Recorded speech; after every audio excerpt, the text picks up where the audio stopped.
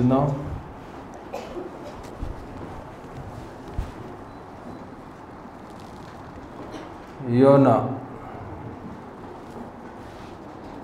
యోనా రాశాడు యోనానే. యోనా జీవితం, యోనా గురించినటువంటి బుక్లో నుంచి ఒకసారి మనం బుక్ ఆఫ్ జోనాలో నుంచి మొదటి అధ్యాయము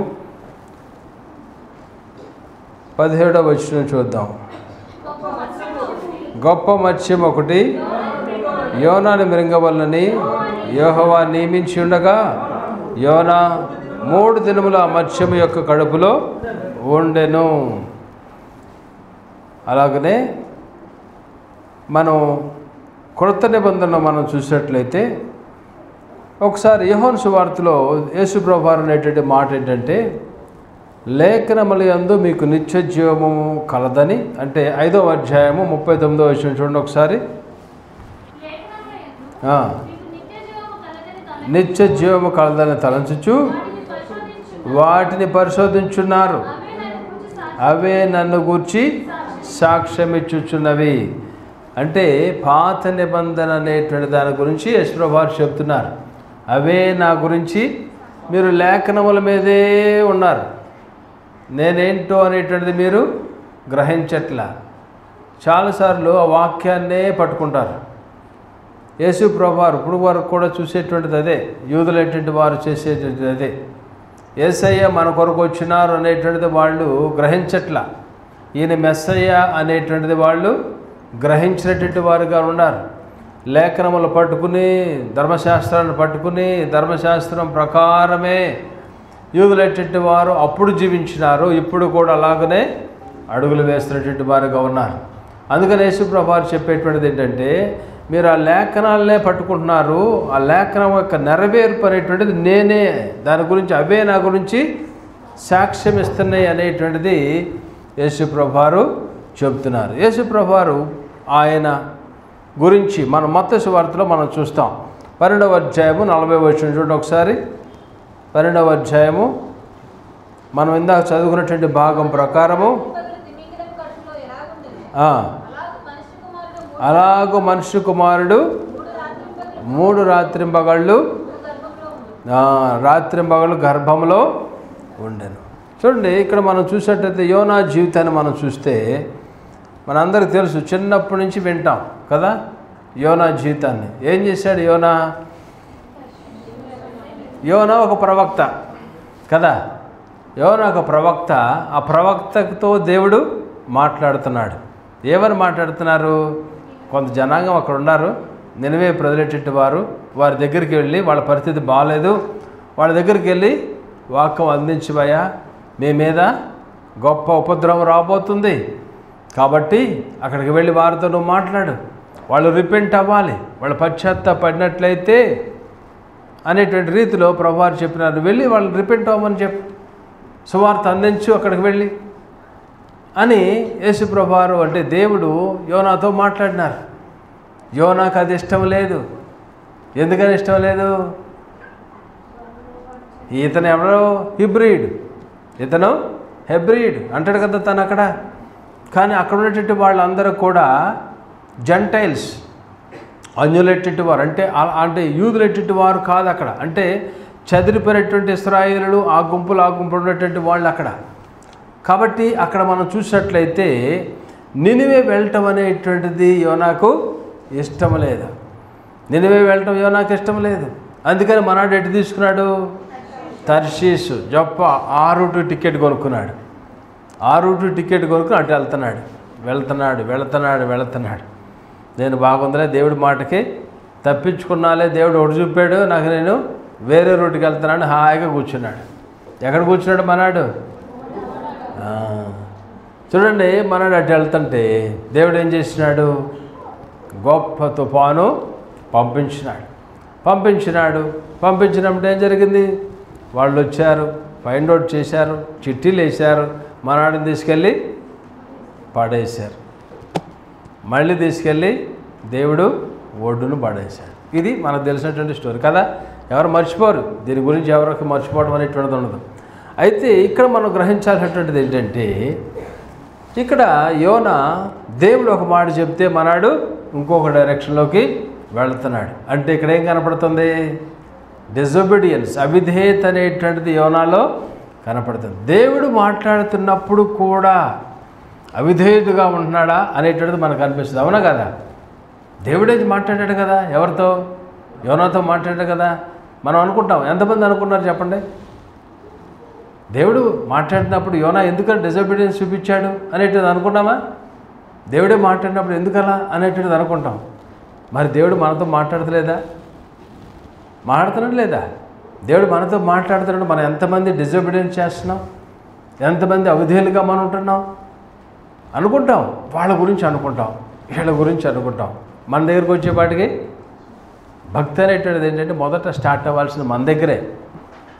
ఒకని యొక్క విధేయతను వల్ల అనేక మంది విధేయులు అవుతారు. ఒకని యొక్క విధేయత అనేటువంటిది కావాలి. ఇక్కడ మనాడు అవిధేయుడుగా ఉన్నాడు యోనా, వేరే డైరెక్షన్లోకి వెళుతున్నటువంటి వాడుగా ఉన్నాడు. చూడండి, ఎప్పుడైతే అవిధేయత అనేటువంటిది ఈ వ్యక్తి జీవితంలో ఉందో ఆ వ్యక్తికి కింద పడతాం అనేటువంటిది జరుగుతుంది. భక్తిలో అవిధేయత అనేటువంటిది స్టార్టింగ్ పాయింట్. విధేయత అనేటువంటిది అసెండింగ్ ఆర్డర్కి తీసుకెళ్తుంది, అవిధేయత అనేటువంటిది డిసెంట్లోకి తీసుకువెళ్తుంది. చూడండి, మనాడు ఈ డైరెక్షన్లోకి వెళ్ళాల్సినటువంటి వాడు నెగిటివ్ డైరెక్షన్లోకి వెళ్ళాడు. అక్కడి నుంచి ఎటు వెళ్ళాడు? ఓడ అడుగు భాగానికి వెళ్ళాడు. అక్కడి నుంచి ఎటు వెళ్ళాడు? సముద్రపు లోనకు పడవేశాడు. అక్కడి నుంచి ఎక్కడికి వెళ్ళాడు? సముద్రపు కడుపు, మత్స్యం యొక్క కడుపులోకి కిందకి పడవేయబడ్డాడు. చూసారా? అవిధేయత ఏం చేస్తుందంటే మనల్ని డిసెంట్ చేస్తుంది. ఏం చేస్తుంది? కిందకి పడవేస్తుంది. విధేయత అనేటువంటిది నేర్చుకోవాలి మనం. ఎవరైనా సరే భక్తి అనేటువంటిది ఏంటంటే, డిసైపుల్ అనేటువంటిది ఏంటంటే ఒక్కసారి వచ్చినటువంటిది కాదు. It's a life long process. Disciple అనేటువంటిది నేను 10 సంవత్సరాల క్రితం మారు మనసు పొందాను, 10 మందిని డిసైపుల్గా చేస్తున్నాను అనేటువంటి దాంతో మనం అలా ఆగకూడదు. మనము నేర్చుకోవాలి, వాళ్ళని కూడా వాళ్ళకి నేర్పించాలి. భక్తి అనేటువంటిది అదే. డిసైపుల్ అంటే అదే, నేర్చుకుంటూ ఉండటమే, డిసైపుల్ చేయటమే, డిసైపుల్ అవటమే. మనము కూడా నేర్చుకుంటూ ఉండాలి, నేర్పిస్తూ ఉండాలి. కాబట్టి ఇక్కడ యోనా విషయంలో మనం చూస్తున్నాం. ఏం చూస్తున్నాం మనం? అవిధేయుడుగా ఉన్నాడు. ఎప్పుడైతే అవిధేయత అనేటువంటిది వచ్చిందో ఇతని జీవితంలో కిందకి వెళ్ళిపోవడం అనేటువంటిది, వేరే మార్గంలోకి వెళ్తున్నటువంటి వాడికి ఉన్నాడు. దేవుడు ఒక మార్గం చెబితే మరొక మార్గంలోకి వెళ్ళడం అనేటువంటిది ఇతని జీవితంలో మనం చూస్తున్నాం. దేవుని యొక్క మార్గము కాకుండా వేరే మార్గంలోకి వెళ్ళటం అనేటువంటిది మనల్ని అవిధేయులుగా మనల్ని చేసేస్తూ ఉన్నది. అనేక సార్లు ప్రియమైన వాళ్ళారా మన జీవితంలో ఉన్నాయి, అవిధేయులుగా అయిపోతూ ఉంటాం. ఎన్నో సంవత్సరాలుగా మనం వాక్యం వినేవారుగా ఉంటాం. కానీ మరి ఎంతమంది మారు మనసు పొందినారో తెలియదు. ఎంతమంది మనకు తెలుసుది. నా కండిషన్ నాకు తెలుసు, మీ కండిషన్ మీకు తెలుసు కదా. మీ అంతరంగం గురించి మీకు తెలుసు. దేవుని దృష్టిలో ఎలా ఉండారు, మీ మనసాక్షి, ఆలోచనలు, మీ క్రియలు, మీ కార్యములు, మీ మాటలు, మీ తలంపులు, మన జీవితంలో జరిగేటువంటివి దేవుని దృష్టిలో యథార్థంగా ఉన్నాయా? అంటే దేవుని దృష్టిలో ఓకేగా ఉన్నాయా? దేవుడు చూస్తున్నప్పుడు, దేవుని దగ్గర నిలబడినప్పుడు, ఆయన అర్థము ఆయన దగ్గర నువ్వు ఉన్నప్పుడు, ఆయన నీతో మాట్లాడుతూ ఉన్నారు చాలా కాలం నుంచి. నేను ఒకసారి పరీక్ష చేసుకోమని అక్కడ అద్దం ముందు నిలబడినప్పుడు, ఆయన దగ్గర నువ్వు నిలబడినప్పుడు పౌడర్ ఎక్కువ కొట్టుకున్నావా, తక్కువ కొట్టుకున్నావా, కోమింగ్ సరిగ్గా జరిగిందా, జరగలేదా కదా, తెలిసిపోతుంది కదా. ఇటు దువ్వేమో, ఇటు జరిపేమో, బట్టలు బాగున్నాయా, మురికి ఉన్నాయా. కొన్నిసార్లు పక్క వాళ్ళు చెప్తారు కదా. కొన్నిసార్లు మనం వెళ్తూ ఉంటాం. మనం నాకు మంచి షర్ట్ ఒకటి ఎప్పుడో కుట్టించుకున్నా, బాగుంది, బ్లూ కలర్నే వేసుకున్నా, అంతా బాగుంది, ఇక్కడ చిన్న మచ్చ ఉంది. నేను పర్లేదులే అనుకున్నా, ఏమొద్దులే అని వెళ్ళిపోయా. 1, 2, 3 అన్న ఇదన్నా, అన్న ఇదన్నా, అన్న ఇదన్నా. ఎంతమంది చెప్పారో. అంటే మనం బాగోనప్పుడు కనపడుతుంది కదా మన పరిస్థితి. దేవుని బిడ్డలుగా ఉన్నటువంటి వాళ్ళు ఏం చేస్తారు? చెప్తూ ఉంటారు. దేవుడు ఏం మాట్లాడతారు? మనతో మాట్లాడతారు. ఇక మచ్చ ఉంది, జాగ్రత్త, మచ్చ ఉంది తీసేయి, మచ్చ ఉంది తీసేయి, అనేటువంటిది దేవుడు చెప్తూ ఉంటారు. విశ్వాసులటువంటి వారు, తోటి స్నేహితులటువంటి వారు కూడా అంతకుముందు చెప్పాను కదా, నువ్వు నడిచేటువంటి మార్గంలో ఏం నడుస్తుంది? గడ్డి మొలుస్తుంది. నువ్వు నడిచేటువంటి మార్గంలో గడ్డి వస్తుంది అంటే కొద్దిగా చెక్ చేసుకో నీ భక్తిని. దేవుని దృష్టిలో ఎలాగున్నావో చెక్ చేసుకో. ప్రిమిటివరడా ఇతరుల్లో ఉన్నటువంటిది ఏంటంటే నినివే ప్రజలైనటువంటి వారి మీద ఇష్టం అనేటువంటిది లేదు. అందుకని ఆ డైరెక్షన్లో వెళ్ళటానికి వేరే డైరెక్షన్లోకి వెళుతున్నారు. భక్తి చేసేటువంటి మన జీవితంలో కొన్నిసార్లు దేవుని బలలో మనం పాల్గొనబోతున్నాం. కొంతమంది అంటే అయిష్టంగా ఉంటాం. చూడండి, ఇక్కడ ఈ వ్యక్తికి వాళ్ళంటే అయిష్టం, నినివే ప్రజలైనటువంటి అయిష్టం. కానీ దేవునికి ఇష్టం, చాలా ఇష్టం వాళ్ళంటే. వాళ్ళు దేవుని వెంబడించినటువంటి వాళ్ళైనా సరే, దేవుని మార్గంలో నడవనటువంటి వాళ్ళైనా సరే, ఆయన స్వరూపంలో చేయబడినటువంటి ప్రతి ఒక్కరంటే అందరి నిమిత్తము ఆయన ఈ లోకానికి వచ్చి తన ప్రాణాన్ని పెట్టినారు. ఆయన అంత ప్రేమిస్తున్నారు. ఇతను ఎంత ద్వేషిస్తున్నాడో ఎవరా అంతగా దేవుడు ప్రేమిస్తున్నాడు. దేవుని బిడ్డలారా, మన జీవితంలో కావాల్సినటువంటిది అది. ప్రేమను కల్టివేట్ చేసుకోవాలి. ప్రేమే ప్రధానం. ఆయన మన పాట ఉంది, ప్రేమే ప్రధానం సహోదర ప్రేమే ప్రధానం. బాగుంటుంది ఆ పాట, దినకర్ గారు పాడేటువంటి పాట. ప్రేమే ప్రధానం సహోదర ప్రేమే ప్రధానం. ప్రేమ ఏం చేస్తుందంట? 13వ అధ్యాయం చూస్తాం కదా, అన్నిటినీ తాళుతుంది, అన్నిటినీ కప్పుద్ది, ఓర్చుకుంటుంది, సహిస్తుంది. ప్రేమ దీర్ఘకాలం సహించును, దయ చూపించును, మత్సరపడదు, డంబముగా ప్రవర్తింపదు, ఉప్పొంగదు, అమర్యాదగా నడవదు, స్వప్రయోజనం విచారించుకొనదు, కోపపడదు, మనసులో అది ఉంచుకోదు, సత్యమనందు సంతోషం. చూసారా? తాళును, నమ్మును, నిరీక్షించును, ఓర్చును, శాశ్వత కాలము ఉండును. ప్రేమ అనేటువంటిది శాశ్వత కాలం. దేవుని యొక్క ప్రేమ మనలో ఉండాలి.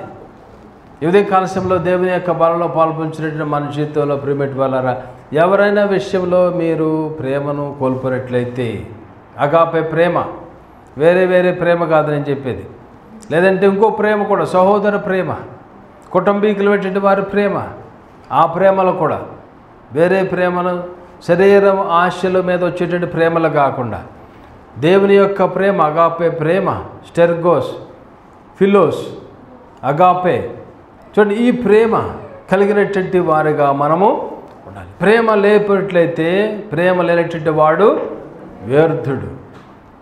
కొన్నిసార్లు మన జీవితంలో కొంతమంది అంటే కోపం ఉంటుంది, కొంతమందిని మనం ఓర్చుకోలేం. కొంతమంది విషయంలో కొంత భక్తి చేసేటి వారికి ఉంటాం, కొంతమందితో మాట్లాడతాం కానీ అయిష్టంగా మాట్లాడతాము కానీ లోపల ఒకటి బయట ఒకటి. బాగున్నావా? మన ముఖంలో తెలిసిపోదు, బాగున్నావా అంటాం. అంటే మన ఫేస్ కట్స్ అర్థమైంది. అదే బాగా ఇష్టమైన ముందు కవళికలు మారిపోతూ ఉంటాయి. వస్తున్నాడు ఆ వ్యక్తి, అంటే ఫ్రెండ్స్ అనుకోండి, ఇద్దరు వ్యక్తులు చాలా రోజుల నుంచి వస్తున్నాడు, ఆడు దిగి వస్తున్నాడు, కింద నుంచే చూస్తాం, నవ్వుకుంటూ ఉంటాం, మావాడు వస్తున్నాడు అది. లేదంటే కొడుకు వస్తున్నాడు, కుమార్తె వస్తుంది, దూరం నుంచి వస్తుంది మా అమ్మాయి, వస్తుంది మా అబ్బాయి అనేటువంటి రీతిలో ప్రేమ అలాగున నవ్వుకుంటాం. వచ్చిన తర్వాత అలాగున కౌగులించుకుంటాం. అదే లేదనుకోండి, వాడు వస్తున్నాడు రా, వేరు వర్షనం, వాడు వస్తున్నాడు రా, మొహం విడిపిస్తాం, మొహం పక్క తిప్పేస్తాం. ఒకవేళ చూసినా చూడనట్టు మాట్లాడడం, కలుసుకుంటాం ఇష్టం ఉండదు. వాళ్ళ ముఖం మీద వచ్చారనుకుంటే అప్పుడు ఏం చేస్తాం? బాగా ఇమ్మంటే డౌన్ అయిపోద్ది ఫేస్, ఇలా ఉంటుంది, ఇలా అయిపోద్ది. అదే బాగుండాలంటే చక్కగా ఇలాగుంటుంది. ఎంతసేపు ఉంటుంది? ఉన్నంతసేపు ఉంటుంది, ఇట్లా అనుకుంటూ ఉంటాం, నవ్వుకుంటూ ఉంటాం. నేను నా ఫ్రెండ్స్ని కలిసినప్పుడు కూడా చాలా కాలం నుంచి ఫ్రెండ్స్, చిన్నప్పటి నుంచి ఫ్రెండ్స్, ఇంజనీరింగ్ స్టార్టింగ్ నుంచి ఇప్పుడు వరకు ఫ్రెండ్స్మే. వాళ్ళు మాట్లాడుతున్నారంటే ఆ లవ్, ఎఫెక్షన్, మాకు కలిసి ఉండి అలా ఉండేవాళ్ళం, సంతోషంతో ఉండేవాళ్ళం. ఎవరిదే నాది అనేటువంటిది ఉండేది కాదు. మేము చదువుకునే రోజుల్లో కూడా. ఇంజనీరింగ్ అయిపోయిన తర్వాత బాగా ఎక్కువ ఉండేవాళ్ళం. ఖాళీకి తిరిగాం 2 సంవత్సరాలు. ఆ 2 సంవత్సరాలు తిరిగేటప్పుడు ఆ కామెతో ఒక రోడ్లో, ఒక హోటల్లోకి వెళ్ళటం, నాతో పాటు ఇద్దరు వస్తే మేము అందరం కలిసి తింటాం. అక్కడ 10 మంది ఆల్రెడీ ఉంటారు. అంతా ఒకటి అకౌంట్లో పడేది. పాపం ఆడే కట్టేవాడు అందరికీ. ఆ రోజులు మేమంతా ఏమీ లేవు. కొంతకాలం తర్వాత స్టార్ట్ చేసాం. అప్పుడు వరకు అంతే మా పరిస్థితి. ఆడే అకౌంట్లో పడుతూ ఉంటే ఆడ అందరూ కట్టేవాడు. ప్రేమ అనేటువంటిది అలా కలిసి ఉండేవాడు. ఇప్పుడు కూడా వెళ్ళామా ఒక ఆడి దగ్గరికి వెళ్ళాలి, అందరూ వెళ్ళి అక్కడ కలుస్తాం. ఈ కొద్దిగా పెద్ద అయిన తర్వాత, సంపాదనలోకి వెళ్ళిన తర్వాత, వ్యాపారాల్లో పడిన తర్వాత కూడా మేము అలాగే ఉంటాం. అంటే ఆ కలిసినటువంటి చిన్నప్పటి నుంచి. అందుకని అప్పుడప్పుడు మీకు 10th class batch, intermediate batch ఇప్పుడు చెప్తూ ఉంటారు, లైన్లో పెడతా ఉంటారు కదా, నా పేరు విద్యాసాగర్, 10th B సెక్షన్ వెళ్తూ ఉంటారు కదా, లైన్లో చెప్తూ ఉంటారు. ఆ కలవడం అనేటువంటిది ప్రేమ మంచిగా హృదయం చిన్నప్పటి నుంచి ఉన్నప్పుడు ఆ ప్రేమ, కుటుంబంలో ఉండేటువంటి పేరెంట్స్ దగ్గర ఆ ప్రేమ, బిడ్డల మీద వచ్చేటువంటి ప్రేమ, అలాగనే బంధువుల మధ్య వచ్చేటువంటి అదొక ప్రేమ. ప్రేమ ఉంటుంది, బాగానే ఉంటాం. కానీ ఎక్కడో చిన్న దాన్ని మనం రెక్టిఫై చేసుకోవాలి. రెక్టిఫై చేసుకుంటానికి ప్రయత్నం చేయాలి. ప్రేమ లేనటువంటి వాడు వ్యర్థుడు. అంటే ప్రేమ లేదా, ప్రేమ ఉండట్టు చూపిస్తాం కానీ ప్రేమ మనలో ఉండదు. ప్రేమ వలన హిపోక్రసీ అనేటువంటిది ఉండకూడదు. భక్తి చేసేటువంటి వారిలో వేషధారణ అనేటువంటిది కనపడకూడదు. ఓపెన్గా ఉండాలి. ఏమవుతుంది, ఇది చిన్న చిన్న విషయాల్లోనే మనం సెటరేట్ చేసుకోకపోతే, తోటి వ్యక్తితో నువ్వు ఉండలేకపోతే, తోటి వ్యక్తితో నువ్వు ఓపెన్గా చక్కగా సంతోషంగా ఉండలేకపోతే, అయిష్టంగా ఉంటున్నట్లయితే, కుటుంబంలోనే వ్యక్తుల మీద అయిష్టంగా ఉన్నట్లయితే ఏంటి మన భక్తి, ఏంటి మనం కమ్యూనియన్లో పాల్గొనడం వల్ల ఏంటి ఉపయోగం? దేవుని యొక్క బలలో పాలు పంచుకునేటువంటి దానికి ముందు ఏం చేయాలి మనం? ఆ వ్యక్తికి నీ మీద ఏమన్నా కోపం ఉన్నట్లయితే, అవతలి వ్యక్తికి ఉన్నా నువ్వు వెళ్ళి అపాలజైజ్ చేయాలి, అడగాలి, సోదరుడా నన్ను క్షమించు. కావున బలిపీఠం మీద అర్పణ అర్పించుండగా నీ మీద నీ సహోదరునికి విరోధమేమైనా కలదని అక్కడ నీకు ఏంటది పాయింట్ ఏంటి, ముందేంటి? బలిపీఠం యొద్ద అర్పించుండగా నీ మీద నీ సహోదరునికి, నీ కాదు, నీకు నీ మీద నీ సహోదరుని మీద కాదు, ఏముంది అక్కడ? నీ మీద నీ సహోదరునికి విరోధమేమైనా కలదని జ్ఞాపకం వచ్చినలా అర్పణ విడిచిపెట్టి సమాధానపడు. అది చేయాల్సినటువంటిది. అక్కడ సమాధానపడి బలిపీఠం దగ్గరకు వచ్చి నువ్వు అర్పణ చేయాలి. దేవుడు అంత స్పష్టంగా మనతో మాట్లాడుతున్నప్పుడు ప్రిమిట్ వల్ల ప్రేమ లేనిటువంటి వారిగా మనం ఉండకూడదు. దేవుని యొక్క బిడ్డలుగా వేసే ప్రేమ, ఆయనను కలిగినటువంటి మనలో ప్రేమ ఉండాలి. చిన్న చిన్న విషయాల్లో దయచేసి ఓపెన్గా ఉండండి. మీరు చక్కగా చిన్న అవి పెట్టుకోవద్దు. ఆ గ్రడ్జెస్ కానీ, ఏదో ఒకళ్ళు నా మీద చెప్పారు, నా గురించి చెడు మాట్లాడాడు ఇతను, లేదంటే నా గురించి నా డబ్బులు తీసుకున్నాడు అంటాము, ఇవ్వట్లేదు అంటాము, లేదంటే నా గురించి నేను ఆ కుటుంబం అంటే నాకు పడతలేదన్నాము. చిన్న చిన్నవి వస్తూ ఉంటాయి ప్రిమిట్ వల్ల. అవన్నీ కూడా ఫిజికల్ థింగ్స్.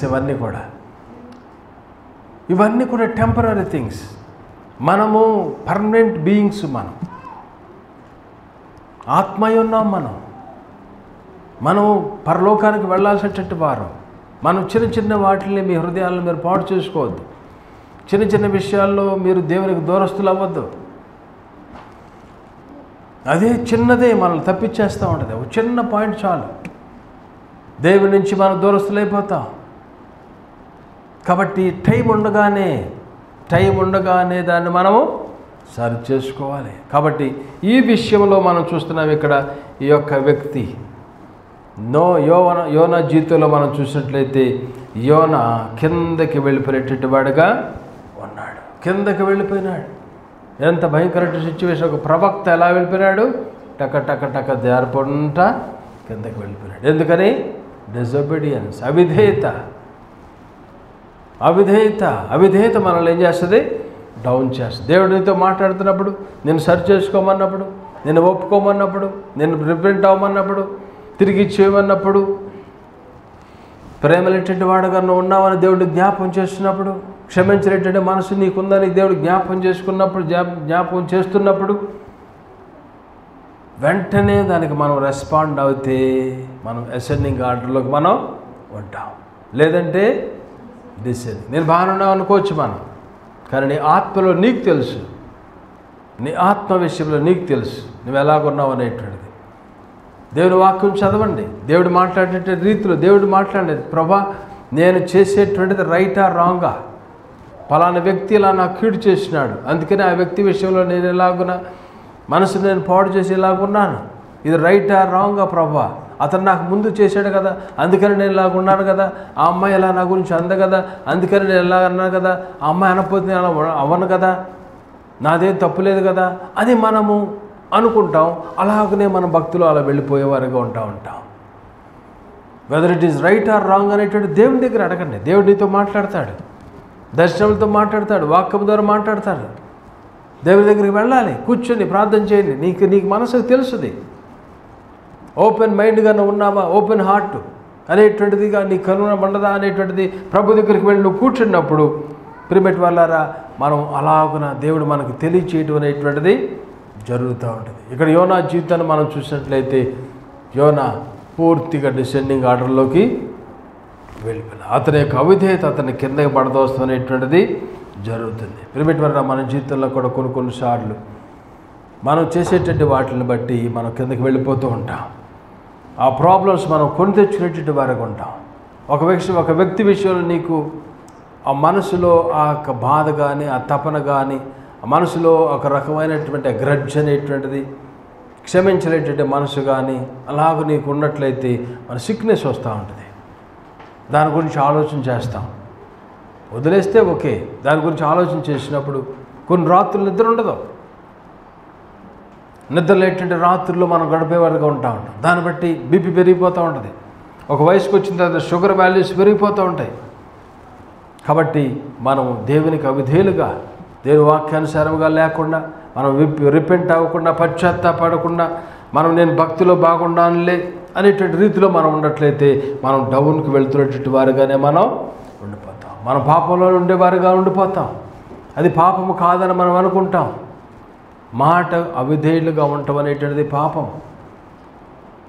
చేయవలసినటువంటి చేయకుండా ఉండటము పాపం. కాబట్టి దేవుని యొక్క బిడ్డలుగా మనము మన జీవితాన్ని మనం సరిచేసేటట్టు వారుగా మనము ఉండాలి. ఈ యొక్క యోనా జీవితంలో మనం చూస్తున్నాం, అక్కడ పడవేసినారు, అక్కడ అవిధేయుడుగా ఉన్నాడు, అలాగా డిసెండ్ అయిపోయినాడు, కిందకి వెళ్ళిపెట్టేటి వాడుగా ఉన్నాడు. అయితే అక్కడికి వెళ్ళిన తర్వాత ఒక ఇశ్రాయేలు కదా, ఇశ్రాయేల్ జీవితం ఎప్పుడు అంతే. ఇశ్రాయేల్ పరిస్థితి ఎలా ఉంటుంది? కిందకి వెళ్ళిపోతారు. కిందకి ఎక్కడికి? చేప కడుపులోకి వెళ్ళేంత వరకు అలాగనే ఉంటారు. చేప కడుపులోకి వెళ్ళిన తర్వాత అప్పుడు మొరపెడుతున్నాడు మనాడు. ఇశ్రాయేలు కూడా అంతే, నీవు నేను కూడా అంతే. అవునా కదా? ఎన్నో హెచ్చరికలు ఇస్తాడు. ఎవడా దేవుడు? హెచ్చరికలు ఇస్తూ ఉంటాడు. మనం చూడండి, మీరు రోడ్లో వెళ్తున్నప్పుడు ఆఫ్టర్ కొన్ని కిలోమీటర్, దాని తర్వాత కొన్ని మీటర్స్ తర్వాత మీకు టర్న్ అవుద్దని సిగ్నల్ ఇస్తూ ఉంటాడు. ఇక్కడి నుంచి యాక్చువల్గా రోడ్డు కరెక్ట్గా పెట్టి ఇంజనీర్స్ ఉంటారు కదా, ఆ ఇంజనీర్స్, రోడ్ సేఫ్టీ ఇంజనీర్స్, వాళ్ళు చేసేటువంటిది అదే. మొన్న ఎక్కడో నేను చూశాను, ఆ బ్రిడ్జ్ మీద నుంచి రోడ్లో వెళ్తూ ఉంది, కారు వెళ్తూ ఉంది. కారు వెళ్తూ ఉండగా ఒక బర్డ్, వైట్ బర్డ్ అలా వచ్చి ఆ కారుని అలా టచ్ అయింది. వీడు 70 కిలోమీటర్ స్పీడ్లో ఉన్నాడు.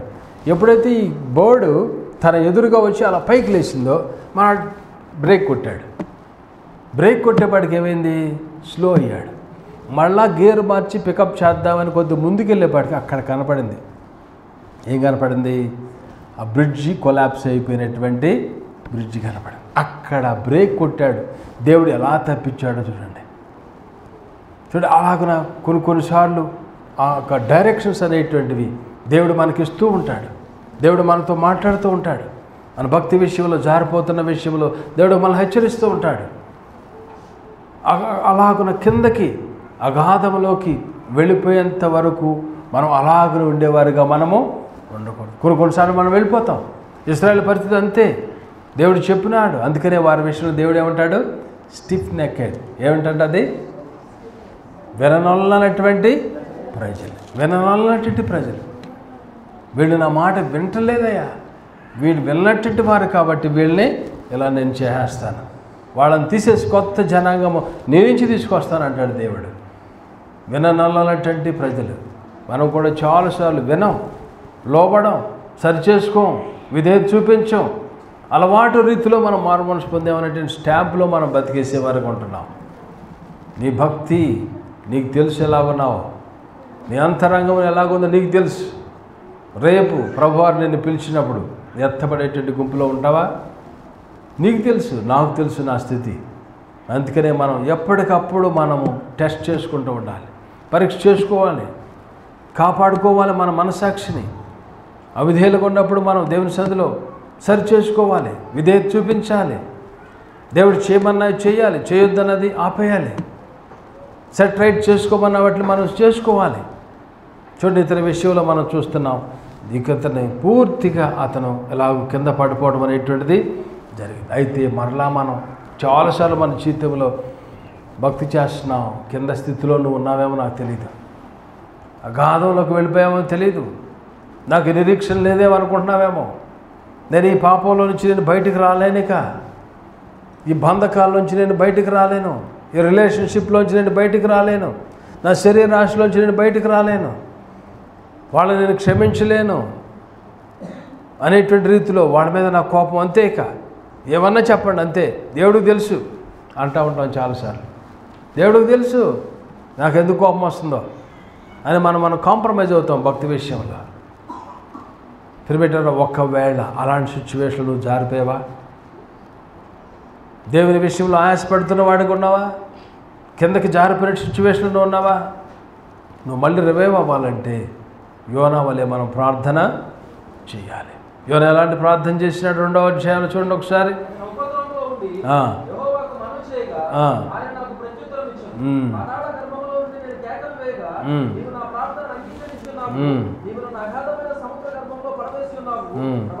ప్రవాహములు నన్ను చుట్టుకొని, చూడండి, ప్రవాహములు చుట్టుకొని ఉన్నవి. చాలాసార్లు మన జీవితంలో ప్రేమేట్ వల్ల ప్రవాహాలు చుట్టేసుకుంటాయి. మనశ్శాంతి ఉండదు, నిద్ర లేనటువంటి రాత్రులు, చాలా వేదన, బాధ, కృంగదీసేసేటువంటి క్షణాలు, ఆ టైము మన జీవితంలో వస్తూ ఉంటుంది. భక్తి చేసేటువంటి నీ జీవితంలో ఇంకా నీ భర్త మారు మనసు పొందకపోతే, దేవునికి అవిధేయుడిగా లోకంలో పాపంలో బ్రతుకుతున్నప్పుడు నీకు అలాంటి క్షణాలు వస్తూ ఉంటాయి. అతని గురించి నువ్వు ప్రార్థన చేయి, దేవుడు అతను మారుస్తాడు. మార్చినటువంటి వాళ్ళు ఎవ్వరూ లేరు. దేవునికి అసాధ్యమైనటువంటిది ఏది కూడా లేదు. నీ ప్రార్థన, నీ కన్నీరు ప్రభు దగ్గరికి వెళుతుంది, జవాబులు తీసుకొస్తుంది. నా భర్త ఇంకా మారట్లేదు, నా భార్య ఇంకా మారట్లేదు, నా బిడ్డలు ఇంతే అనేటువంటి రీతిలో చాలాసార్లు మనం అనుకుంటాం. కృంగిపోయేటువంటి వారికి ఉంటాం. ఈ సమస్యలు మనల్ని కృంగదీసేస్తూ ఉంటాయి, బలహీనపరిచేస్తూ ఉంటాయి, అవిధేయులుగా ఉండిపోతూ ఉంటాం. ఇలాంటి సిచ్యువేషన్లో మనం కృంగదీసి ఇక పూర్తిగా అవిధేయతలోకి వెళ్ళిపోతూ ఉంటాం. ప్రిపెట్ వల్ల యోనా విషయంలో మనం చూస్తున్నాం. ఆ కిందకి వెళ్ళిపోయిన తర్వాత అతను ప్రార్థన చేస్తున్నాడు. సముద్ర గర్భంలో పడవేసిన ప్రవాహములు నన్ను చుట్టుకొని, నీ తరంగములలో నీ కరులను నన్ను కప్పి ఉన్నవి, వెలివేయబడ్డను. మరలా చూసాను అనుకుంటుని, ప్రాణాంతం వచ్చినంతగా జలం నన్ను చుట్టుకొనివి, సముద్రాగాధము నన్ను ఆవరించినది, నాచున తల చుట్టుకున్నది, ఎక్కి రాకుండా. అబ్బబ్బబ్బా, ఎంత భయంకర సిచ్యువేషన్లో ఉన్నాడు చూడండి. పైకి రాకుండా, నేను మరన్నటికి ఎక్కి రాకుండా భూమి గడియలు వేయబడి ఉన్నవి. సిచ్యువేషన్స్, అలాంటి సిచ్యువేషన్లోకి వెళ్తూ ఉంటాం కొన్నిసార్లు. నో హోప్ అనేటువంటి రీతిలోకి వెళ్ళిపోతాం చాలాసార్లు. పాపములో పడినప్పుడు, ప్రిమిట్ బంధకాల్లో పడిపోయినప్పుడు, ఇల్లీగల్ రిలేషన్షిప్స్లో పడిపోయినప్పుడు, ధనం మీద ఆశపడి కరప్షన్లోకి వెళ్ళిపోయి ధనాన్ని బాగా సంపాదించేసేసి ఆ రిలేషన్షిప్లో ఈ ధనాశల్లో వెళ్ళిపోయి పూర్తిగా మనం చిక్కబడిపోయేటి వారికి ఉంటాం. ఆ బంధకాల్లో రారు. బంధకాల నుంచి బయటకు రావడం చాలా కష్టంగా ఉంటుంది. దేవుని బిడ్డలుగా చాలా జాగ్రత్తగా మనం ఉండాలి. నాకు తెలిసినటువంటి వాళ్ళు, ఆయన తండ్రి మంచి భక్తి చేసేవారు. తండ్రి ఒక టీచర్, వాళ్ళ స్కూల్ ఉండేది ఆంధ్రాలో, ఎయిడెడ్ స్కూల్. వాళ్ళ పిల్లలు 2-3 అందులోనే టీచర్స్, గవర్నమెంట్ టీచర్స్. ఒకడే కొడుకు. తండ్రి ఆ రోజుల్లో చాలా దూరం, టీచరే చాలా దూరం వెళ్ళి దేవుని వాక్యం అందిస్తూ ఉండేవారు. సైకిల్ మీద తిరుగుతూ ఉండేవాళ్ళు. ఆయన చాలా కష్టపడేటి వాళ్ళు. అలాంటి కుటుంబానికి ఒకే 77 తుఫాన్లో, 79, 77 తుఫాన్లో పక్కన ఉండేటువంటి రైస్ మిల్లు ఆ రేకులు వెళ్లింటి మీద పడిపోయి కుమార్తె చనిపోయింది. చాలా బాధ. తర్వాత చూస్తే కుమారుడు, తల్లిదండ్రులు అప్పటికి చనిపోయినారు, తర్వాత చనిపోయినారు. కుమారుడు ఒక్కడే, ఒక కుమారుడు దేవుడిని అడిగి తెచ్చుకున్నారు. 5-6 ఆడపిల్లలు, ఒకడే కుమారుడు. ఆ వ్యక్తి భక్తి చేసేవాడు. ఆదివారం తప్పకుండా వచ్చేవాడు ఆరాధనకి. కానీ తెలియనటువంటి రీతిలో ఒక పాపంలో పడిపోయినాడు. తెలియనటువంటి రీతిలో ఒక అమ్మాయితో కనెక్షన్లోకి వెళ్ళిపోయినాడు. ఆ అమ్మాయితో కనెక్షన్లోకి వెళ్ళిపోయినటువంటి వాడు ఆ అమ్మాయిని చేసుకుంటే సరిపోయేది. ఇంట్లో వాళ్ళు మళ్ళీ పెళ్లి చేస్తారంటే ఇంట్లో వాళ్ళకి తెలియదు కదా, ఆ విషయం చెప్పుకోకుండా అలాగనే కంటిన్యూ అవుతూ వేరే ఒక అమ్మాయిని ఇంటి దగ్గర వాళ్ళు పేరెంట్స్ చూపిస్తే, ఆమె మంచి ఆఫీసర్, చాలా ఆ రోజుల్లోనే ₹1,00,000 సంపాదన ఉండేది, అంటే శాలరీ ఉండేది. అంత చక్కటి ఆమె వివాహం చేసుకున్నాడు. తర్వాత అటు నుంచి ఆ అమ్మాయి దగ్గర నుంచి, అవతల ఉండేటువంటి అమ్మాయి దగ్గర నుంచి ఫోర్స్ వచ్చింది. ఆ అమ్మాయి వెనకాల బ్యాక్గ్రౌండ్ కొద్దిగా గట్టాళ్ళు ఉన్నారు. ఇతను ఒక చాలా పెద్దవాళ్ళలోనే పవర్ఫుల్ పర్సన్ దగ్గర, ఆ పర్సన్తో పాటు పడుకున్నటువంటి రోజులు కూడా ఉంది. అది పెద్దవాళ్ళు ఉండేటువంటి పెద్ద వర్గంలో ఉన్నటువంటి ఒక వర్గం, ఒక గ్రూపులో ఆ లీడర్ పక్కన పడుకునేటువంటి వాడు, ఇద్దరు కలిసి తిరిగినటువంటి వాళ్ళు. అలాంటి వ్యక్తి, ఆ రేంజ్లో ఉండేటువంటి వ్యక్తి ఆ అమ్మాయి ఫోర్స్ చేస్తుందని ఆ అమ్మాయి కూడా తాళి కట్టాడు. ఈ మొదటి భార్యకి ఆ విషయం తెలిసింది. ఆ విషయం తెలిసిన తర్వాత కొంతకాలానికి ఆవిడ చనిపోయింది. ఓ పాప అనుకుంటా వాళ్ళకి. దాని తర్వాత ఆ అమ్మాయితో ఉండటం బిగించేశాడు. కానీ ఆ అమ్మాయి ఇతను ఎన్ని శ్రమలు పెట్టిందంటే లోనకు రానిచ్చేది కాదు. ఇంట్లోకి వచ్చినా మనాడి సిక్కు అయినప్పుడు వాతలు పెట్టేదంట, కాల్చి, అట్లకాడ కాల్చే వాతలు. ఆ అమ్మాయి వేరే వాళ్ళతో మళ్ళీ ఉంటూ ఇతన్ని ఎన్ని ఇబ్బందులు పెట్టిందంటో, ఇబ్బందులు పెట్టి ఆ టైంలో చర్చికి వచ్చేటట్టు ఒక ఫ్రెండ్ చెప్పాడు నాకు, వాడు ఎన్ని తప్పులైనా చేయొచ్చు కానీ ఈ తప్పు అనేటువంటిది చేయటం వల్ల వాడి పరిస్థితి ఇంతే. ఇది జరగకముందే ఒక 2-3 సంవత్సరాల క్రితం నాకు చెప్పాడు, వాడి పరిస్థితి ఇంతే. ఇక వాడు బయటపడటం అనేటువంటిది చాలా కష్టం. ఆత్మానుసారంగా బయటకు పడలేకపోయినాడు, మరలా మారు మనసు పొందలేకపోయినాడు, రివైవ్ అవ్వలేకపోయినాడు, దేవుని తట్టు తిరగలేకపోయినాడు. చివరికి వాళ్ళ మేనల్ని అడిగాను, ఎట్టున్నాడు అంటే, ఇంకెక్కడ అంకుల్ చనిపోయాడు కదా. ఎలా చనిపోయాడు? పెట్టరానటువంటి శ్రమలు పెట్టింది ఆ అమ్మాయి. ఇతని దగ్గర డబ్బులు లేవు, ఉద్యోగం లేనటువంటి టైము, డబ్బు సంపాదించలేకపోయినాడు, సరిగ్గా భోజనం పెట్టేది కాదు, సరిగ్గా వసతులు ఇచ్చేది కాదు. ఈ అబ్బాయి ముందే ఆ అమ్మాయి ఇష్టానుసారంగా తిరుగుతూ ఉండేటప్పుడు చివరికి తన ప్రాణం అలాగనే కోల్పోయినాడు. చూడండి, కొన్నిసార్లు ఆ బంధకాలు, ఆ సిచ్యువేషన్స్, నాకు నిరీక్షణ లేదు అని అనుకుంటారు. ప్రిమిట్ వాళ్ళరా, నిరీక్షణ లేదు అనేటువంటిది యేసుప్రభు వల్ల కానటువంటి పని కాదది. ఎలాంటి బంధకాలు, భూమి యొక్క ఆ గడియలు ముయ్యబడినను, యోనా టైంలో అలాగనే ఉంది. ఇక నేను బయటికి రాలేని, తలుపులు తెరుచుకోలేవు అనేటువంటి బాధకాల్లో, ఇబ్బందిలో, అలాంటి రీతిలో నా పని అయిపోయింది. ఇక కొన్నిసార్లు జైల్లో కూడా అలాగే వేస్తారంట కొంతమందిని. జైల్లో ఉండే రూమ్స్ కూడా అంతే ఉంటాయంట. 10/3 ఉంటుందంట పడుకుంటానికి. ఒక్క అడుగు అవతలకి వేద్దామన్నా ఉండదంట. కొన్ని సెల్స్ అలా ఉంటాయంట. 10/3 అంటే ఎంత? సమాధి తువ్వేటెడ్ గుంట అంత ఉంటుంది. అది 7, 3, 4 తవ్వుతారు. సెల్స్ కొన్ని జైల్లో సెల్స్ అలా ఉంటాయి. కొన్నిసార్లు మొన్న ఒక ఆయన చెబుతాను, నేను అందుట్లో పడినప్పుడు పైనుంచి పెద్ద పెద్ద బళ్ళు పడాయంట. ఆ బళ్ళు పడతాయని లైట్ వేసి ఉంచుకునేవాడంట. లైట్ కూడా గవర్నమెంట్ వాళ్ళు ఈయన్ని వేసి అందుట్లో వేసిన తర్వాత లైట్లు అట్లా ఉండే నిద్రపోవడం కూడా ఈ నిద్రపోవడం వాళ్ళకి ఇష్టం ఉండేది కాదంట. అందుకని అలాంటి సెల్లో పడేసినప్పుడు బళ్ళు అలా చూసుకుంటూ ఉండేవాడంట. నిద్ర ఉండేది కాదంట. పెద్ద ధనవంతుడు. అలాంటి సిచ్యువేషను, క్రిటికల్ సిచ్యువేషను. అవతలే బాత్రూము, ఆ బాత్రూంలో నార్మల్ బాత్రూము. వీళ్ళకి పెద్ద పెద్ద వాళ్ళకి పెద్ద పెద్ద మామూలు బాత్రూంలో వెస్టర్న్ కమోడ్స్ అలవాటు.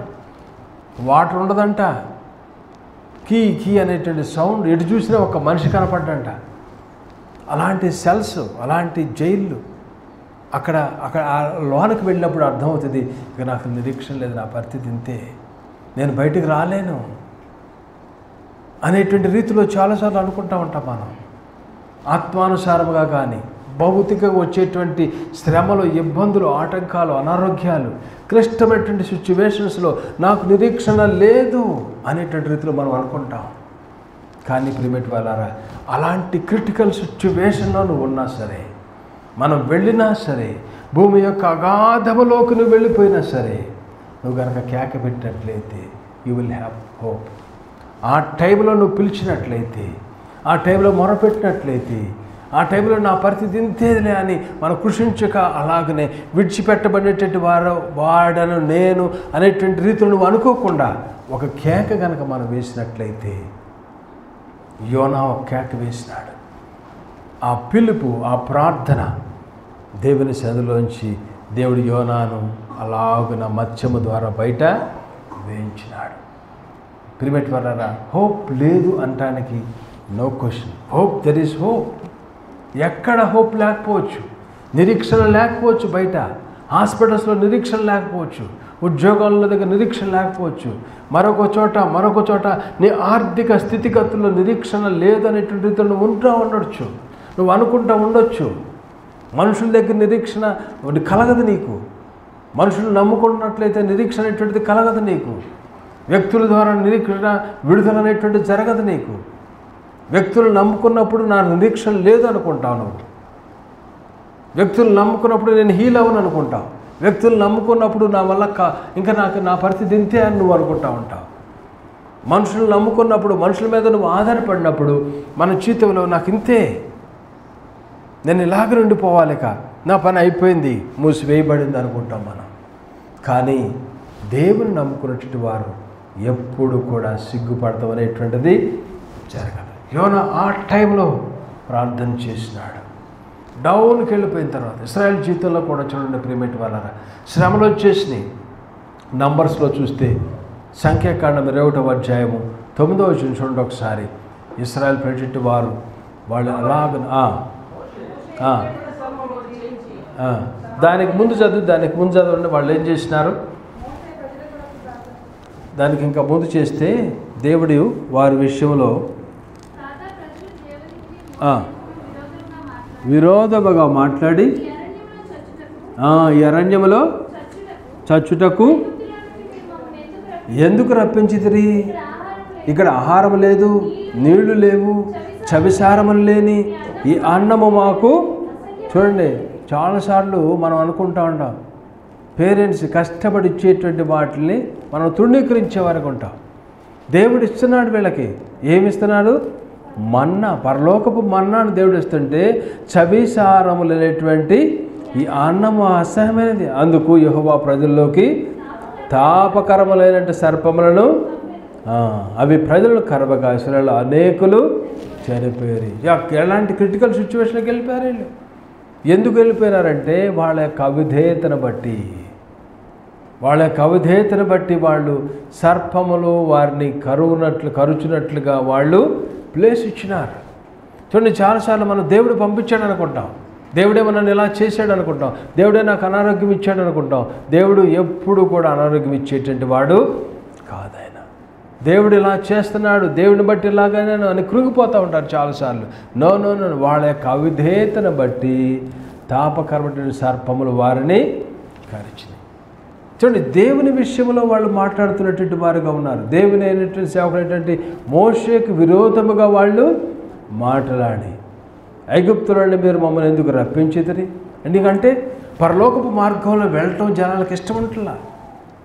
ప్యారడైజ్లోకి వెళ్ళటం, పరలోకం వెళ్ళటం అనేటువంటిది ప్యారడైజ్ కాదు, పరలోకం వెళ్ళటం అనేటువంటిది వాళ్ళకి మనుషులకి ఇష్టం ఉంటుందా? పాలు తేళ్లు ప్రవహించేటువంటి దేశం అంటే ఇష్టం లేదు జనాలకి. అందుకంటే ఆయాసము, అందుకంటే దేవుని సేవకుడు అనేటువంటి మోషేకు వ్యతిరేకంగా మాట్లాడతాం అనేటువంటిది ఇక్కడ మనం చూస్తున్నాం. చూడండి, మన యొక్క బలహీనత, మన నోటి దురుసు, మన యొక్క మాటలను బట్టి, నీ అబద్ధములను బట్టి చాలాసార్లు భక్తి చేస్తూ ఉంటారు, చిన్నప్పటి నుంచి మారు మనసు పొందారు, సింపుల్గా అబద్ధం ఆడేస్తూ ఉంటారు. నీవు పరలోకానికి వెళ్ళేటువంటి మార్గాన్ని ఆ అబద్ధం ఆపేస్తుంది అనేటువంటిది నీకు అర్థం అవ్వట్లేదు. ఇంకా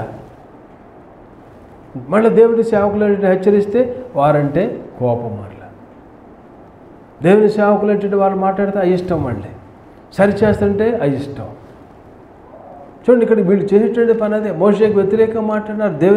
దేవుడు ఇచ్చేటువంటి వాటిని వాళ్ళు పేర్లు పెట్టేటట్టు వారుగా ఉన్నారు. సవిసారం లేనటువంటి ఈ ఆహారం, సవిసారం లేనటువంటి దేవుడు ఇచ్చేటి, సవిసారాలు లేనటువంటిది ఇస్తాడా దేవుడు ఎక్కడైనా?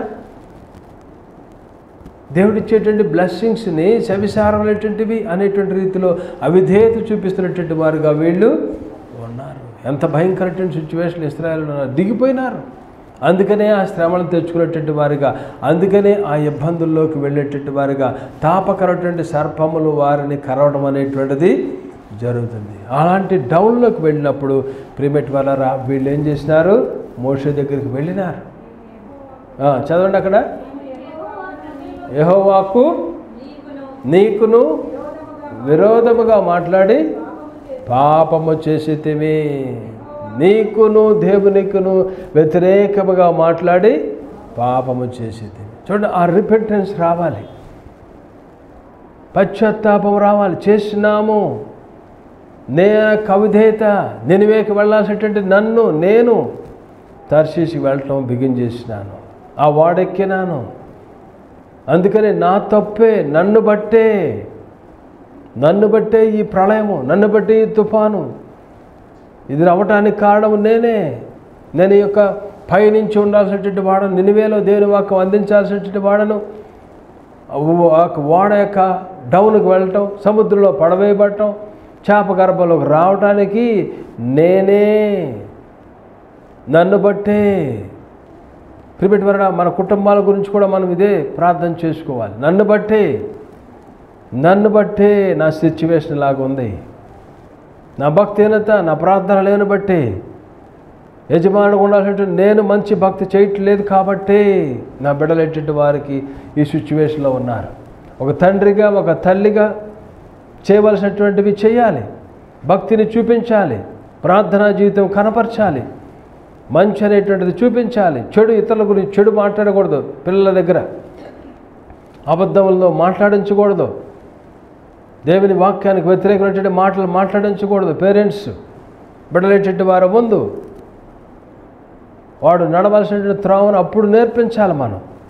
అప్పుడు నేర్పించకపోతే వాడు పెద్దవాడైనప్పుడు దాని నుంచి తొలగిపోతాడు.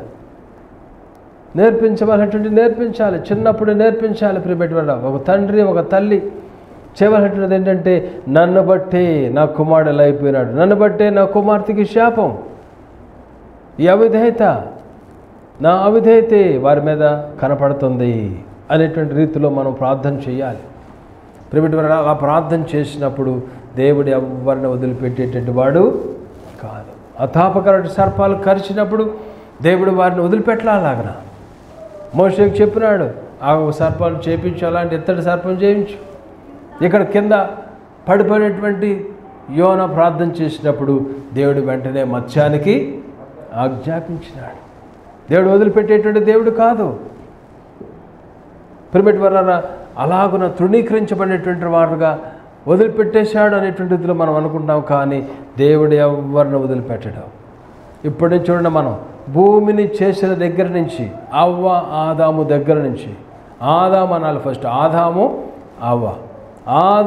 అవ్వ దగ్గర నుంచి యేసుక్రీస్తు ప్రభువారి లోకానికి ఆ యొక్క తీర్పు దినము వరకు కూడా ఉండేటువంటి ప్రతి మానవాళి కొరకు ఆయన ఆ శిలువ కార్యాన్ని రక్తము చిందించి మన నిమిత్తం, అందరి నిమిత్తము మరణించడం అనేటువంటిది జరిగింది. ఫ్రమ్ ద బిగినింగ్ దేవుడు ఆదామును చేసిన దగ్గర నుంచి ఇప్పటి వరకు, ఇంకా ముందు ప్రభువారు వచ్చే వరకు, తర్వాత చివరి ఉండేటువంటి వారందరి కొరకు కూడా ఆ యొక్క వైట్ థ్రోన్ జడ్జిమెంటు వరకు ఉండేటువంటి ప్రతి ఒక్క మానవుని నిమిత్తము యేసుక్రీస్తు ప్రభువారు ఒక్కరే అన్ని బిలియన్స్ ఆఫ్ పీపుల్ కొరకు తన ప్రాణాన్ని, పరిశుద్ధమైనటువంటి పవిత్రమైనటువంటి ఏ దోషము కల్మషము లేనటువంటి తన ప్రాణము, తన రక్తాన్ని మానవాళి కొరకు ఆయన చిందించినారు. మనం ఎప్పుడైతే మరలా పాపంలో పడతామో, అవిధేయత చూపిస్తామో, ఆయన గాయాలను మనము రేపుతున్నాం మనం. కాబట్టి దేవుని యొక్క ప్రేమ అంత ప్రేమ, కాబట్టి దేవుడు ఎవరిని వదిలిపెట్టేటువంటి దేవుడు కాదు.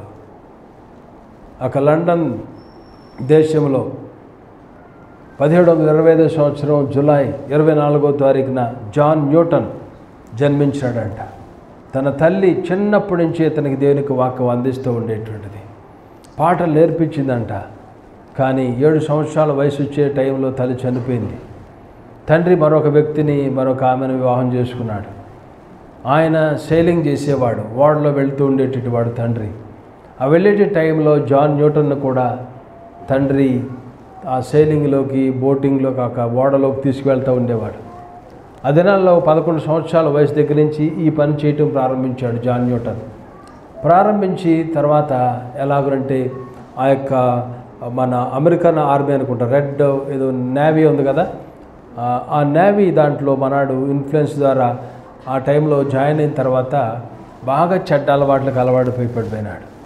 అంటే అవిధేయుడిగా అయిపోయినాడు. చాలా ఆ తల్లి నేర్పినటువంటి భక్తి అంతటిని పోగొట్టేసుకున్నాడు. అనేకమైనటువంటి చెడ్డ అలవాట్లకు అలవాటు పడిపోయినాడు. చివరికి ఈ యొక్క స్లేవ్స్, బానిసలటువంటి వారిని ఆఫ్రికా దేశం నుంచి అమెరికా దేశానికి బానిసల్ని తీసుకువెళ్ళటం అనేటువంటిది ఆ కార్యంలో ఇతను బాగా నిమగ్నం అయిపోయినాడు.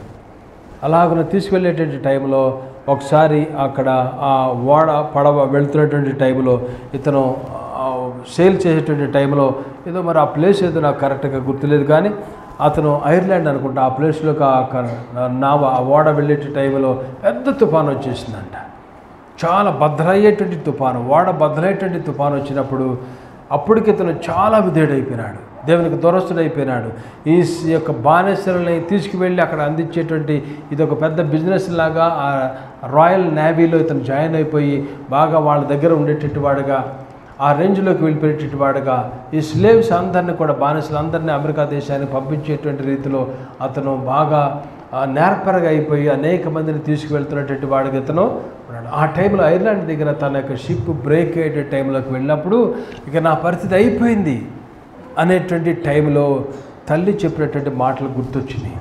నువ్వు కష్టంలో ఉన్నప్పుడు, శ్రమల్లో ఉన్నప్పుడు, నీకు నా పరిస్థితి ఇంతే అనేటువంటి టైంలో నువ్వు ఉన్నప్పుడు ఒక్కసారి కేకవేయి అని తల్లి చెప్పేటువంటి మాట జ్ఞాపకం వచ్చి, అప్పటికి వ్యతిరేకంగా పాపములో దేవునికి వ్యతిరేకమైనటువంటి వాడు, కానీ ఆ భయంకర తుఫాన్లో చిక్కున్నప్పుడు అప్పుడు ప్రార్థన చేశాడు, ప్రభువా ఒక్కసారి నన్ను రక్షించరా, మీరు నన్ను రక్షించినట్లయితే, నా ప్రాణాన్ని మీరు కాపాడినట్లయితే, నా ప్రాణాన్ని నీకు నేను అర్పించేస్తాను, నీ కొరకు బ్రతుకుతాను ప్రభువా అని తన జీవితాన్ని అర్పించేసుకుని అప్పటి నుంచి కూడా తను దేవునికి ఇష్టడుగా వాక్యం చదువుకుని ప్రార్థన చేయటం ప్రారంభించినాడు. ఇది జరిగింది 1748లో జరిగిందంట.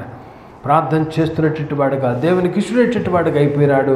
చివరికి ఇతను ఏమైపోయాడంటే ఆ స్లేవింగ్ బిజినెస్, ఆ బానిసలేటువంటి వారిని తీసుకువెళ్ళేటువంటి బిజినెస్, ఆ పరిస్థితులన్నిటి చూసి ఇతను మానివేసేసేసి చివరికి ఇతను ఆ స్లేవరీ అనేటువంటి దాన్ని మనము ఆపేయాలి, అమెరికా దేశానికి స్లేవ్స్ని పంపించడం అనేటువంటిది అది తప్పు పని, దీని గురించి ఒక లా తీసుకురావాలి, దీని గురించి పోరాడాలి అని కొంతమందిని ఇతను నడిపించేటటువంటి వాడిగా చివరికి ఇతను తన జీవితంలో 1870 అనుకుంటే 1807 టైంలో అతను తన జీవితాన్ని పూర్తిగా దేవునికి అర్పించేసుకున్నాడు.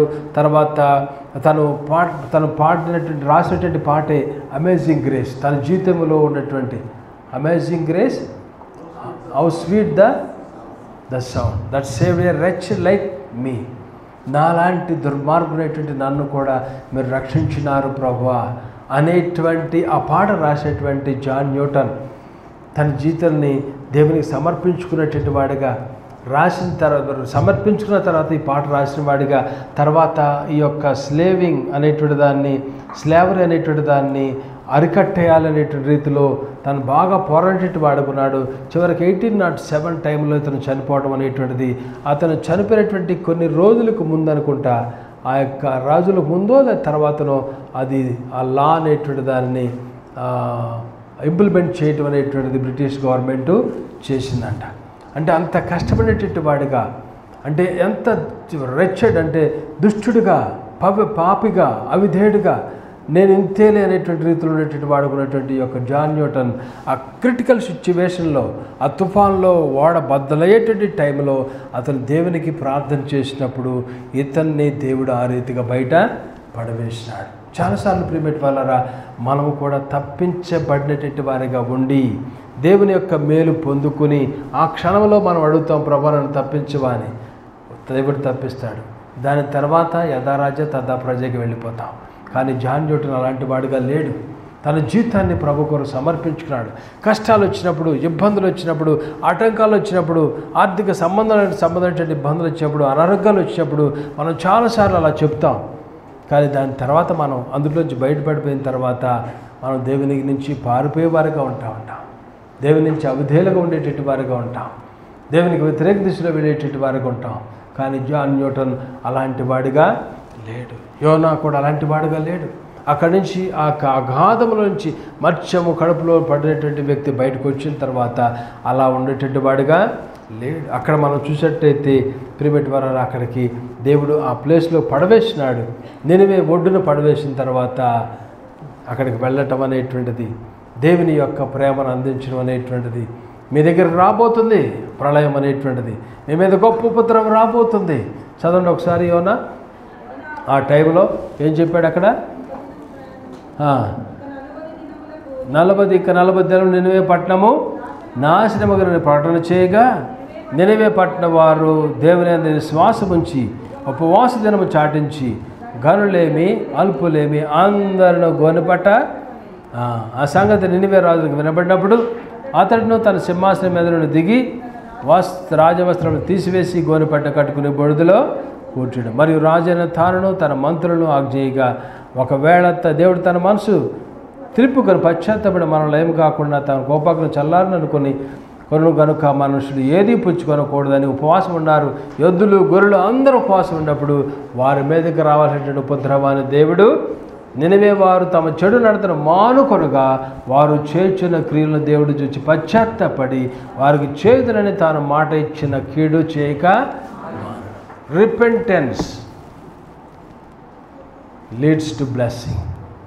రిపెంటెన్స్ అనేటిది మనం చేసినట్లయితే, పశ్చాత్తాపడినట్లయితే రాబోయేటువంటి ఉగ్రతను మన నుంచి దాని నుంచి తప్పించి పెడతాం. దాని తర్వాత బ్లెస్సింగ్లోకి మనం వెళ్ళేటట్టు వారిగా ఉంటాం. కాబట్టి ప్రియమైన వారా, ఇక్కడ మన యొక్క యోనా అనుకున్నటువంటిది ఏంటంటే చాలా సింపుల్గా అనుకున్నటువంటి వాడుకున్నాడు. కానీ ఇక్కడ మనం గ్రహించాల్సినటువంటి విషయం ఏంటంటే దేవుని యొక్క లక్ష్యము మన యొక్క పక్షపాతం కంటే అది పెద్దగా ఉంటుంది. దేవుని యొక్క లక్ష్యం అనేటువంటిది మన పక్షపాతంగా ఉంటాం. అంటే మన స్వార్థం చూసేవారుగా ఉంటాం. మనం అలాగనే ప్రేమించేటటువంటి వారిగా ఉంటాం. ఇతని యొక్క పక్షపాతం అదే.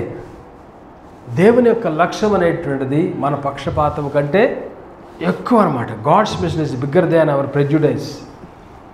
గాడ్స్ మిషన్ అనేటువంటిది అందరినీ రక్షించాలి. అందుకనే ప్రభువారు ఏమన్నారు, ప్రతి ఒక్క మోకాలు నా నామం పేరట వంగాలి.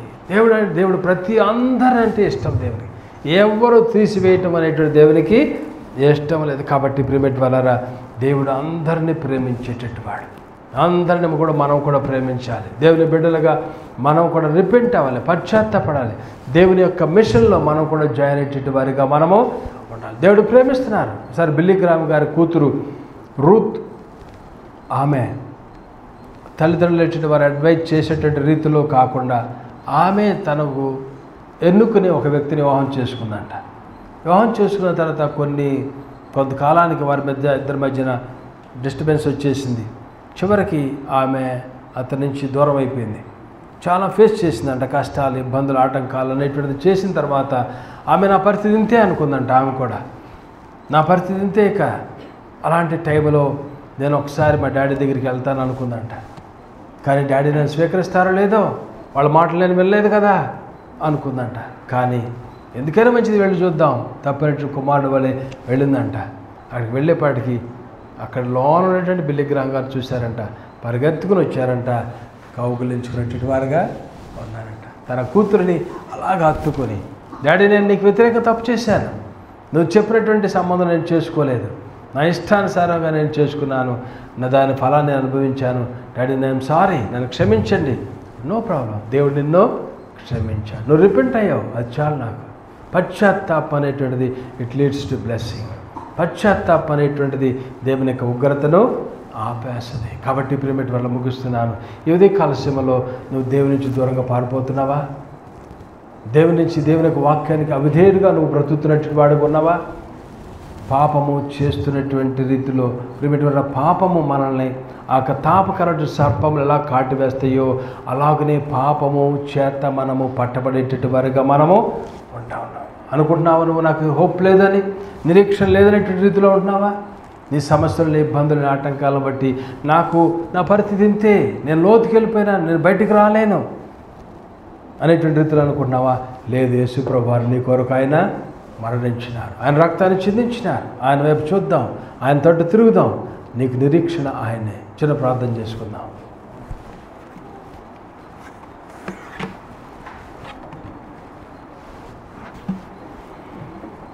సర్వశక్తిమంతుడా మీకు వందనాలు చెల్లిస్తున్నాము. ఈ ఉదయకాల సమయంలో మీరు మాతో మాట్లాడే మాటలకే నీకు వందనాలు. ప్రియ ప్రభా, అనేక సార్లు మా జీవితాలలో మా పాపమును బట్టి, మా దోషములు బట్టి, మా అవిధేయతను బట్టి ప్రభా అగాధములోకి వెళ్ళేటటువంటి వారుగా కనబడుతున్నాం. తలుపులు ముయ్యబడినవి అనేటువంటి రీతిలో మేము అనుకుంటున్నాం. ప్రభా, నాకు నిరీక్షణ లేదు, నా అనారోగ్యం ఇంతే, నా ఆర్థిక స్థితిగతులు ఇంతే, నాకు సమాధానం లేదు అనేటువంటి రీతిలో మేము అనుకుంటున్నాం. ప్రభా, నా ఇబ్బందుల నుంచి నేను బయట పడలేను, నా జీవితం అంతా చేసినా దాని నుంచి బయట పడలేను, ఈ పాపం నుంచి నేను బయటపడలేకపోతున్నాను, ఈ రిలేషన్షిప్లోంచి బయటపడలేకపోతున్నాను, ఈ ఇబ్బంది ఇంతే, నాకు చావే అనేటువంటి రీతిలో అనేక సార్లు మా జీవితాలలో అనుకునేటువంటి వారుగా ఉంటున్నాం. ప్రభా, కానీ మా కొరకు మీరు వచ్చారు. ప్రభా దేవా, మేము రాత్రి ఉదయకాల సమయంలో ప్రార్థన చేస్తున్నాం. మా స్థితిని మీకు చెప్తున్నాం, మా పరిస్థితిని మీకు చెప్తున్నాం. మేము ఎంత లోతుగా జారిపోయినామో, ఎంత చిక్కబడినామో, పాపంలో పట్టబడినామో మీ దగ్గర చెప్పుకుంటున్నాం. మేము అవిధేయులమని చెప్తున్నాం, విననటువంటి ప్రజలమని చెప్పుకుంటున్నాం. ప్రభా, మమ్మల్ని మీరు వదిలిపెట్టే దేవుడు కాదు. మా ప్రార్థన మీరు ఆలకించే దేవుడు, మా మొర మీరు అంగీకరించే దేవుడు, మమ్మల్ని విడిచిపెట్టేటువంటి దేవుడు కాదు. ప్రభా, ఉదయకాల సేవలో మా ప్రార్థన మీరు వింటున్నందుకు నీకు వందనాలు. బిడ్డలు ఎవరైతే నా పరిస్థితి ఇంతే, నాకు నిరీక్షణ లేదు, సాధించలేను, డౌన్ అయిపోయాను, పాపంలో పడిపోయినాను, నా తలంపులో నాకు జయం లేదు, శరీరాశలో నాకు జయం లేదు, రిలేషన్షిప్లో నుంచి బయటపడలేను అనేటువంటి రీతిలో ఎవరైతే ఉంటున్నారో, నా ఆర్థికమైనటువంటి ఆ అప్పుల్లో నేను బయటకు రాలేను అనేటువంటిది ఎవరైతే అనుకుంటున్నారో, ప్రభా వారందరినీ మీరు దర్శించండి. బిడ్డలంటి వారు తండ్రి గ్రహింపులో, తండ్రి పశ్చాత్తాపడి, నన్ను బట్టి యోన ఎలాగున నన్ను బట్టి అనేటువంటి రీతిలో అన్నాడు. ఇశ్రాయేలు ప్రజల వారు మేము మీకును మోషేకు వ్యతిరేక పాపం చేసేతిమి అని వాళ్ళు ఎలా చెప్పున్నారో, ఆ రీతికి ఉదయకాల సేవలో మేమును ప్రార్థన చేయడానికి సహాయం చేయండి. మీ ఆత్మను మాతో ఉంచండి. రిపెంట్ అవటకు నీ బిగ్ మిషన్లో ప్రభా మేమందరం ఇన్వాల్వ్ అవటకు మీరుగా సహాయం చేయండి. ఏ ఒక్కరు మీరు వదిలిపెట్టే దేవుడు కాదని మేము గ్రహించినాం. నినవే పట్టిన ప్రజలు ఇచ్చిన వారిని మీరు త్రోసిపుచ్చలేదు ప్రభా. వారు నీకు అవిధేయులుగా ఉన్నను నీ సేవకుని పంపించినారు. నీ మిషన్ ఫుల్ఫిల్ చేసినారు. దేవా, మీరు ఎంత ప్రేమ చూపించినారు. నీ బిడ్డలకు అలాంటి ప్రేమ కలిగినటువంటి వారుగా నీ కొరకు బ్రతకడానికి మీరుగా సహాయం చేయండి. మీ ఆత్మ మీ సన్నిధి మాతో ఉంచి ఇంకా ముందుకు నడిపించమని యేసుక్రీస్తు అడుగుచున్నాము తండ్రి. ఆమెన్.